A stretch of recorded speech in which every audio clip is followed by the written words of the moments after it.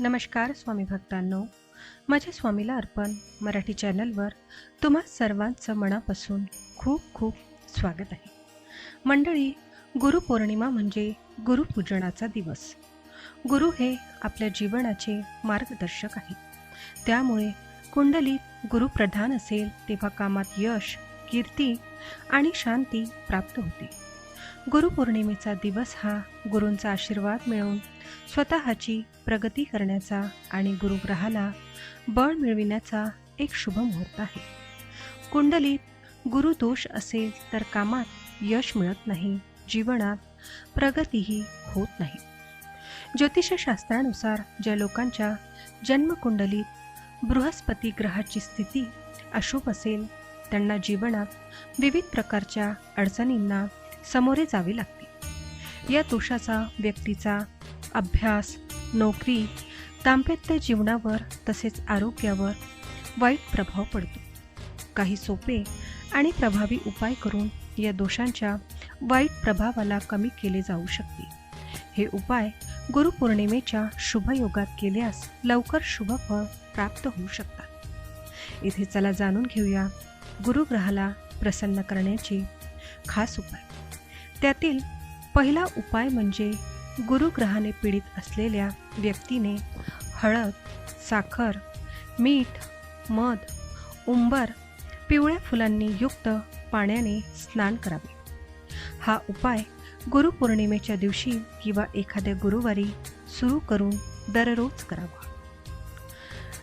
ज्या व्यक्तीच्या कुंडलीत गुरु अशुभ स्थानामध्ये असेल त्या व्यक्तीने या दोषांच्या शांतीसाठी गुरुपौर्णिमेच्या दिवशी ब्राह्मणाला हळद, पिवळे कपडे, तूप, हरभऱ्याची डाळ, पिवळे फळ, फुले, सोने, बृहस्पती यंत्र इत्यादी वस्तूसोबतच पुष्कराजरत्न दान करावे. गुरुपौर्णिमेच्या निमित्ताने आपल्या गुरूंना घरी आमंत्रित करा. शुभ मुहूर्तावर त्यांची पूजा करा, अन्नदान करा आणि भेटवस्तू देऊन त्यांचे आशीर्वाद घ्या. असे केल्याने गुरुदोष दूर होईल आणि तुमच्यावर भगवंताची कृपाही होईल, कारण भगवंताच्या आधीही गुरुला प्रथम स्थान मिळाले आहे. गुरुपौर्णिमेच्या दिवशी शुभ मुहूर्तावर भगवान विष्णूची पूजा करावी. भगवान श्रीहरींना पिवळी फुले, फळे, अक्षता, चंदन, पंचामृत, तुळशीची पाने, बेसनाचे लाडू इत्यादी अर्पण करा. विष्णू सहस्त्रनाम किंवा विष्णू चालीसाचे पठण करा. मग आरती करा. त्यानंतर जीवनात प्रगती आणि सुख समृद्धीसाठी श्रीहरीची प्रार्थना करावी. गुरुपौर्णिमेच्या दिवशी तुम्ही देव गुरुचे रूप म्हणून पिवळे कपडे, हरभरा डाळ, गूळ, तूप, हळद, केशर, पितळीची भांडे आपल्या ऐपतीनुसार गरीब ब्राह्मणाला दान करू शकता. असे केल्याने गुरुदोष दूर होतो. गुरुदोषापासून मुक्ती मिळविण्याचा सर्वात सोपा मार्ग म्हणजे देवगुरुग्रहाची पूजा करणे. गुरुपौर्णिमेच्या दिवशी भगवान विष्णूप्रमाणे गुरुग्रहाची पूजा करा आणि गुरुचालीसाचा पाठ करा. तुमच्या जीवनात प्रगती होईल. गुरुदोष दूर करण्याचा एक मार्ग म्हणजे गुरूंच्या मंत्राचा जप करणे.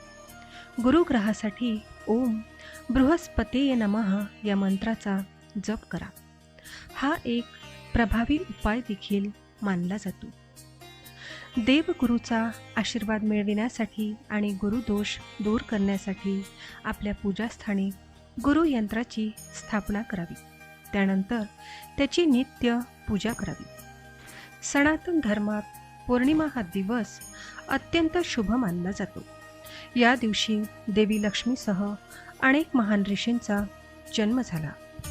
आषाढ महिन्यात येणाऱ्या पौर्णिमेला विशेष महत्त्व आहे, कारण ती वेदांचे निर्माते महर्षी वेदव्यास यांच्या जन्माचे प्रतीक आहे. म्हणून ती गुरुपौर्णिमा म्हणून ओळखली जाते. या दिवशी गुरुची उपासना केल्याने जीवनातील सर्व अडथळे दूर होतात, कारण भारतीय संस्कृतीत गुरूंना देवाच्या समतुल्य मानले जाते. 2024 मधील गुरुपौर्णिमेची तारीख पूजा मुहूर्त आणि महत्त्व याबद्दल तुम्हाला माहिती असणे आवश्यक आहे. तर मंडळी, गुरुपौर्णिमा रविवार 21 जुलै 2024 रोजी साजरी केली जाईल. या प्रसंगी शिष्य त्यांच्या गुरुची पूजा करतात आणि त्यांचा आदर करतात. गुरुपौर्णिमा ही व्यास पौर्णिमा म्हणूनही ओळखली जाते, कारण गुरु ब्रह्मा, विष्णू आणि महेश्वर म्हणून पूज्य आहे. गुरुपौर्णिमेला गुरूंची उपासना करणे म्हणजेच थेट देवाची पूजा करण्यासारखे मानले जाते. पालकानंतर गुरु हा मार्गदर्शक आहे, जो मार्ग दाखवतो आणि योग्य आणि चुकीचा फरक करतो. या दिवशी गुरूंचा आशीर्वाद घेतल्याने जीवन सुखकर होते असे मानले जाते. गुरुप्रती कृतज्ञता आणि आदर व्यक्त करण्याचा, दान अर्पण करण्याचा आणि वेद व्यासजींची पूजा करण्याचा हा दिवस आहे. कबीरदास यांनी गुरूंचे महत्त्व या दोह्यासह अधोरेखित केले आहे. गुरु गोविंद डोळखडे, काके लगुन पाय बलिहारी गुरु आपणे, गोविंद दियो बताय. याचा अर्थ, जेव्हा गुरु आणि गोविंद म्हणजेच ईश्वर दोघेही उपस्थित असतात, तेव्हा प्रथम गुरूंच्या चरणांना स्पर्श करावा, कारण गुरुच्या ज्ञानानेच भगवंताचे दर्शन घडते. तर मंडळी, हा व्हिडिओ तुम्हाला कसा वाटला मला कमेंट करून नक्की सांगा. व्हिडिओ आवडला असेल तर व्हिडिओला लाईक करा. जास्तीत जास्त लोकांना हा व्हिडिओ शेअर करा, म्हणजे त्यांनासुद्धा ही माहिती मिळेल. चला तर मग आजच्या व्हिडिओमध्ये एवढेच. मी तुम्हाला परत भेटते अशाच एका नवीन आणि माहितीपूर्ण व्हिडिओमध्ये. तोपर्यंत सर्वांनी काळजी घ्या आणि असेच छान छान माहितीपूर्ण व्हिडिओ पाहण्यासाठी आजच आपल्या स्वामीला अर्पण मराठी चॅनलला सबस्क्राईब करा. धन्यवाद. श्री स्वामी समर्थ. जय जय स्वामी समर्थ.